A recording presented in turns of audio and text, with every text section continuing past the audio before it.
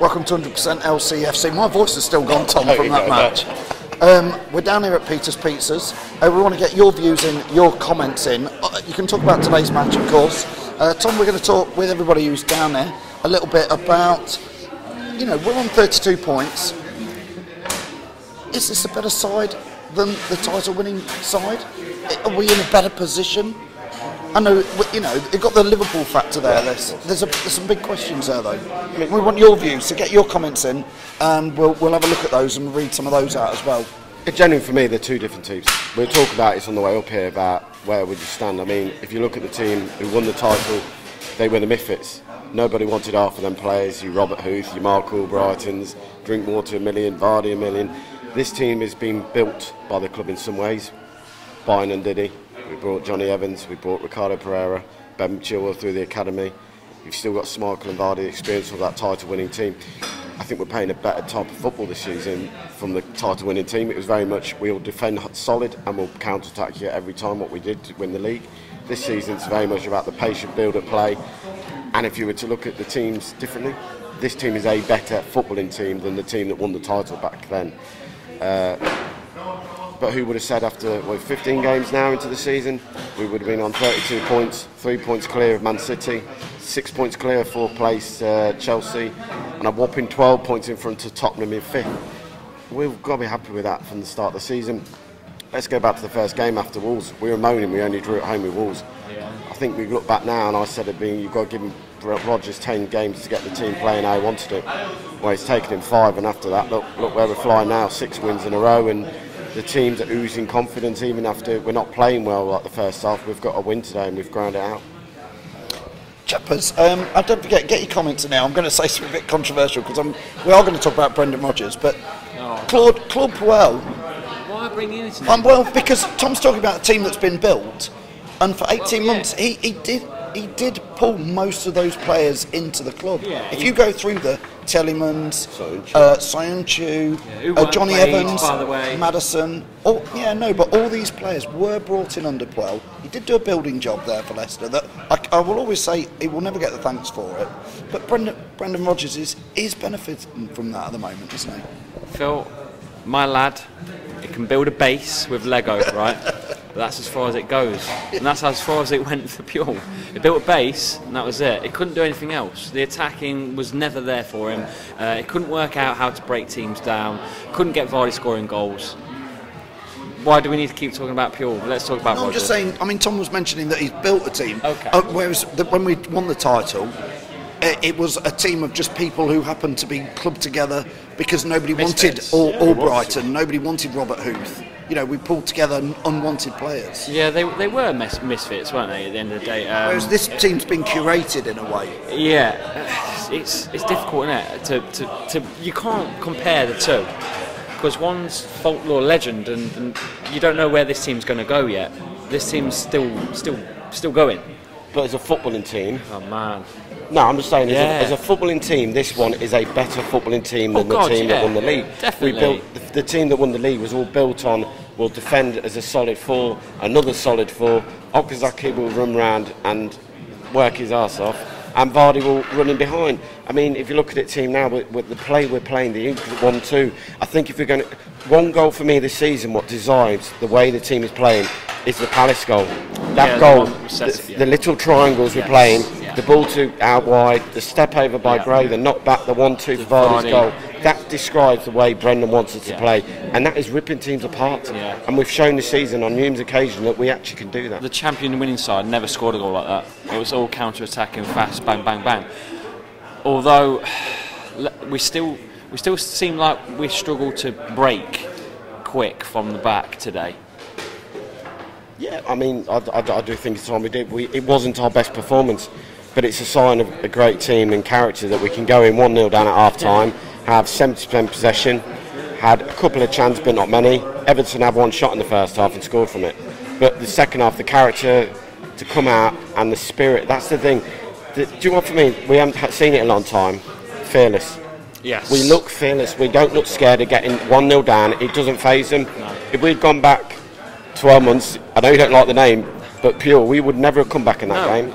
This team is completely different now. Ricardo Pereiro is the man for me that's fearless. He's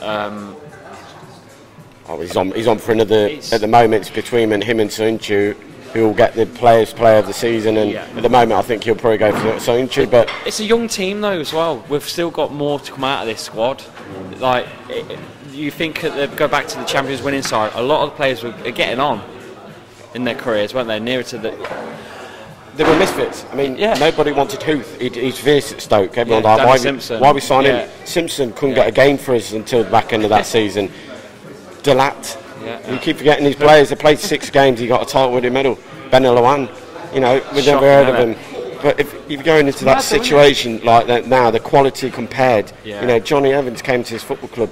Why? He didn't need to. He could have stayed at West Brom, but he took the chance to come here because he felt we were building something. And I think now we can attract players, not just on the base, but where we're on the league, what helps. But on probably that team spirit alone, that players will want to come to Leicester because of what we've got in that squad. I'm going to ask you a tough question now then. The 11 main men for the Champions winning, or the 11 main men now? You're going to take the title 11 for me because they're the legends. They've done it. These boys now have got to write their own history for me. Would this team beat them? I think a game of 90-minute football. 90-minute football?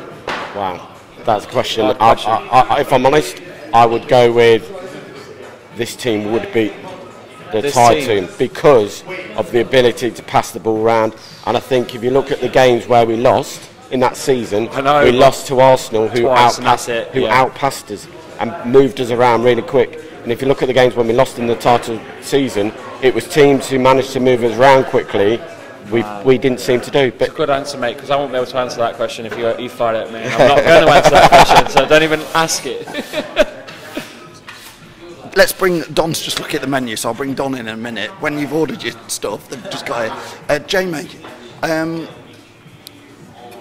we're talking about Brendan Rodgers there, and there's been a lot of rumours the last few days, silly rumours in a way, but teams like Spurs getting rid of a manager, Arsenal getting rid of a manager. If Rodgers was going to go anywhere in the Premier League, it would be to one of those clubs, so I think fans have got a right to be a bit frightened about it, but he's come out and said after the match today he's going nowhere. Yeah, to be honest, I can't see why. The only reason he'd want to go to Arsenal, I think, is because of money. Well, I can't understand why he'd want to have the upheaval of moving all his family everywhere. And he's building something here. You can see he's building where at Arsenal he's got to start all over again. I know they've got a young base, Arsenal, and they've got some old heads, and he's doing exactly the same as what he's doing here. But I don't actually think. I don't think he'd leave us. I really don't. Because he's building something, and he likes to build something from scratch, and which he has done. I know them two are on about having Puel and the base, but he's taking it on to the next level. So I honestly do not. In my personal opinion, I think he'd be a fool to go to Arsenal because they've just not. It would take time again. It really would. I just don't understand why. Like I say, the only thing it would be for money. I don't think Rodgers is like that. Sorry. All I was going to say was Celtic could have stayed and they could have paid him whatever they wanted at Celtic, but he wanted a new challenge and he's building it. And I don't think he really needs to move anywhere else. Don, I'm going to come and ask you in 1 minute. Chappers, you got some comments? Yeah, I'm just reading some of the comments out. Nosmo King said Puel sideline Vardy. That was a huge mistake, and when he did play him, Puel's tactics were not to Vardy's strengths. Adam Tucker said Nacho made the difference today, an amazing sub. We think we all agree with that. What else we've got? Adam Tucker says Chappers has had some beers today, question mark. Chappers has had no quit. Can I just go to the point you were just making about Rodgers and the old Arsenal speculation? Can we go back to when we signed him? Would Arsenal be knocking on Rodgers' door now if he hadn't come here first? No. So we took a Chris gamble. Sutton, Yeah. Robbie Savage, all these so-called people, pundits who think, tin pot pundits. It says the table full of tin pot pundits. Yeah, Sutton is constantly against him. For some reason, we all know why. He's not going to like Brendan anymore because he left his great club apparently. Great because they play a pub league. But why would he want to jump ship? I think he's totally agree with you. Why jump ship now? He's got nothing at Arsenal to go to and build. I accept they've got a talented squad. What they have got, you can't deny when you've got a squad of Ozil, Banyang and Lacazette as your front three. But bar that, they haven't got much else to build on. Yeah, look. Why would you leave a team that's going to finish top 4 to go to a team that may not? Why would you leave Because a they're team? historically a bigger side. Yeah, it doesn't matter historically or not. know. You're guaranteed to play in the Champions League next year. You know, you're guaranteed to play at least in top 6 next year. Arsenal is not guaranteed that. So why would you leave? Yeah. Why would you even consider it? It doesn't make any sense. I don't. Done in the States, it's a much more even playing field when you think of like NFL and the draft, isn't it? Teams don't historically always win it, whereas over here, which is great, I think, for the sport over there. There's something in that as well. In that you've got to ask yourself, why did Brendan Rodgers come to Leicester City in the first place? You know, being in the SPL in the Scottish Premier League is not the big league. It's not getting you the big headlines and the big newspaper stories.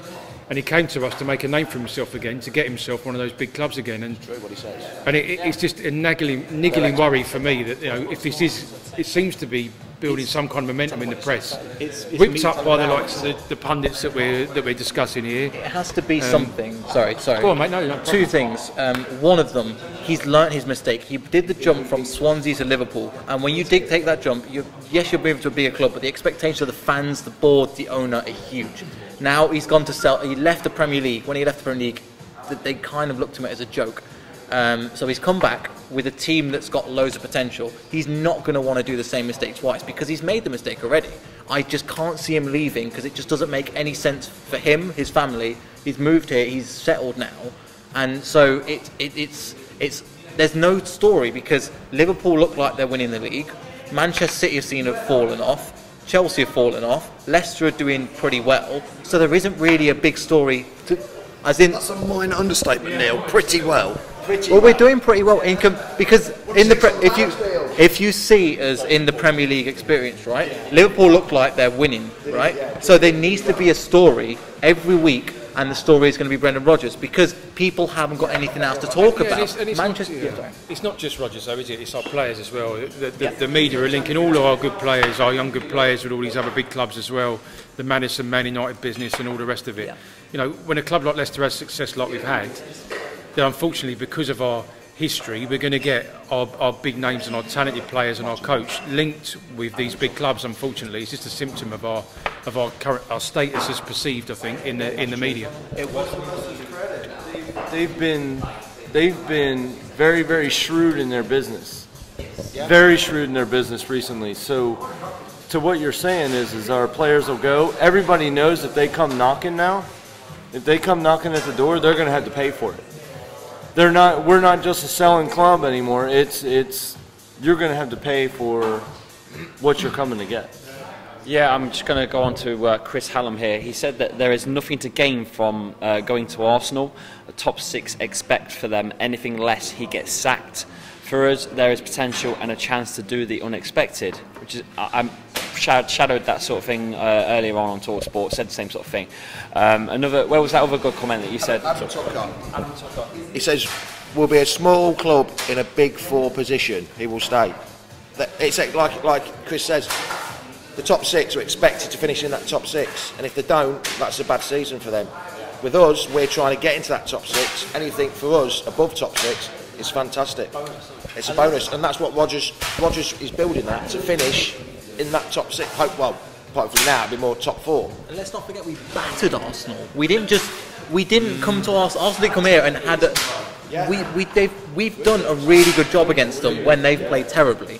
So it's not. There's a lot of rebuilding to do. There's a lot of politics involved in that. He's stable here. We've got a better team. We've got a better squad. We've got a better fan base. I'm going to say it, especially this season with how toxic Arsenal can be, and we've seen from like the likes of Arsenal Fan TV and stuff like that. We've got it makes no sense for him to stay. It's kind of a non-story, but it's a story that the media picks up on because they've got nothing else to talk about. That's the thing. I've got to ask Don. Don, obviously, a lot of people know you, obviously, from doing the post-match things for us. What have you done to Kelechi and Nacho? The goal was incredible, and we knew it wasn't offsides right away. We knew that right away. We knew right away it wasn't offsides. We knew that because he pushed the defender out of the way in order to get into position. So we knew it wasn't offsides, but yeah, it was a beautiful goal. But again, all 3 goals in our end.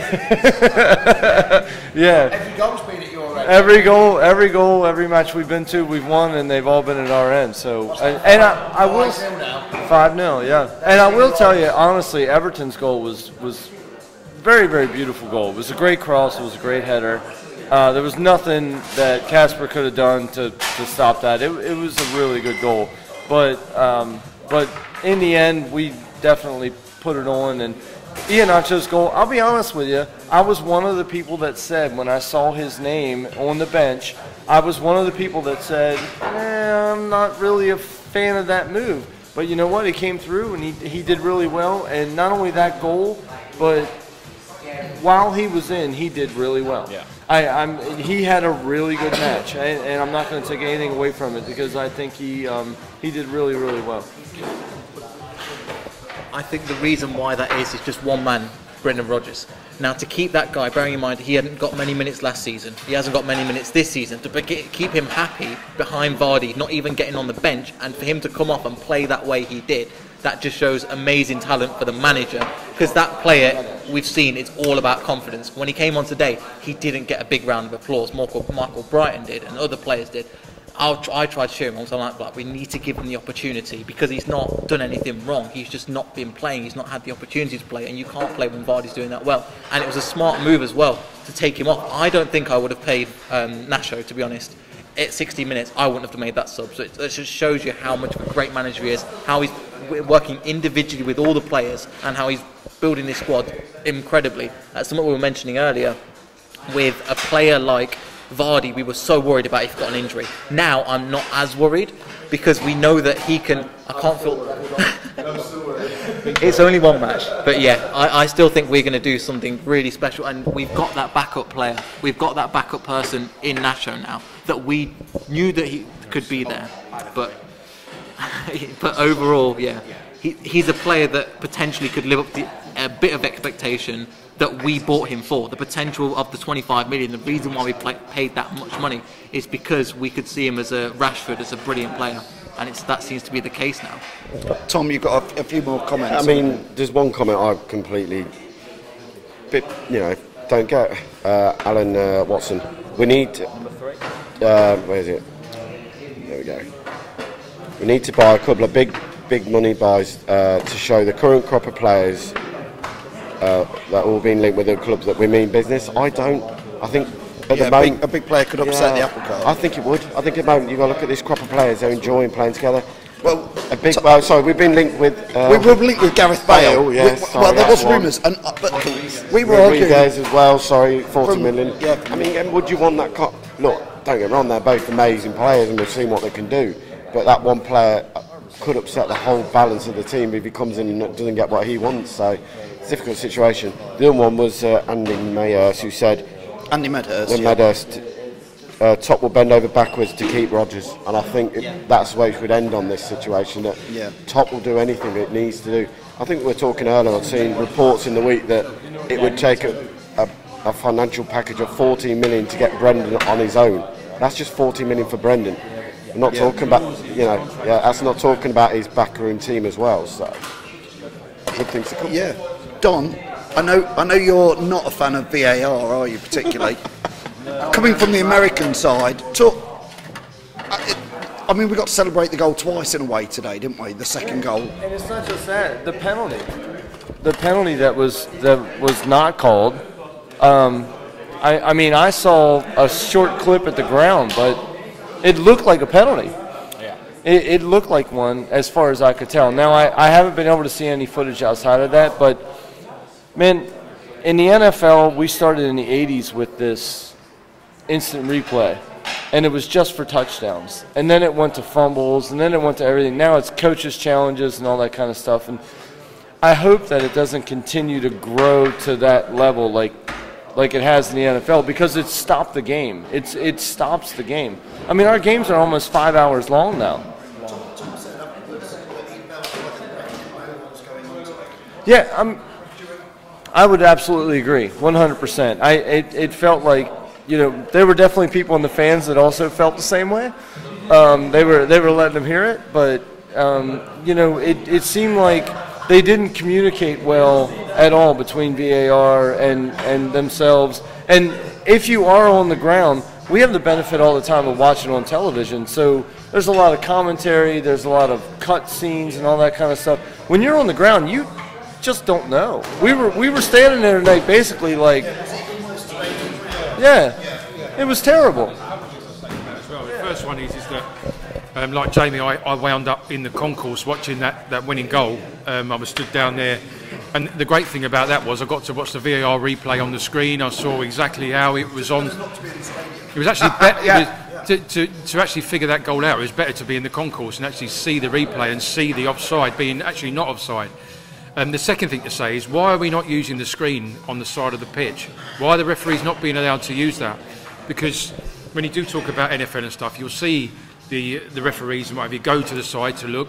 On the continent, it's being used on the side of the pitch, but for some reason, Mike Dean's telling our referees not to go to the side of the pitch. I'll tell you the difference there. The difference is, in the NFL, the referee that's on the field, when he makes the call, if they tell him to look at it, he's still making the call.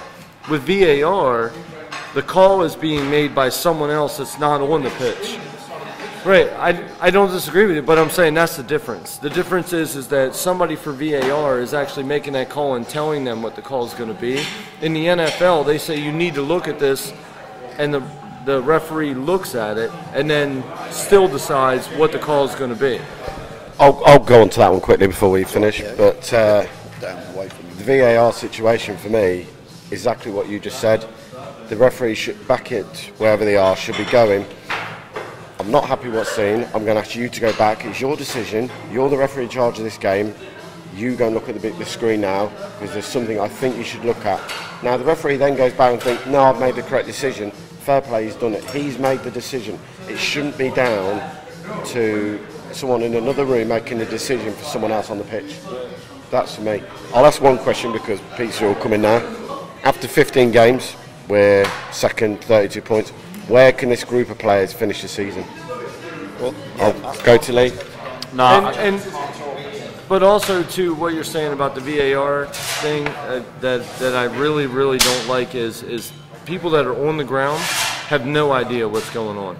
They really have no idea what's going on, and we usually don't see that. And you've talked about it, Phil, but we actually saw it today, where it's like you don't know what's going on. You don't know what the call's going to be, and you're just waiting to see what it's going to be. But I mean, it's getting to the point where it's going to be the same thing as the NFL, where when y'all have commercials during those breaks, you're going to start to see what we see, which is the game's going to go from 2 hours to 3 to 4 hours long because of all of the breaks, because of how it's going to get chopped up. And it's not enjoyable. It's just not enjoyable. It's ruined NFL. It really has. I'll tell you what is enjoyable, boys. The pizzas.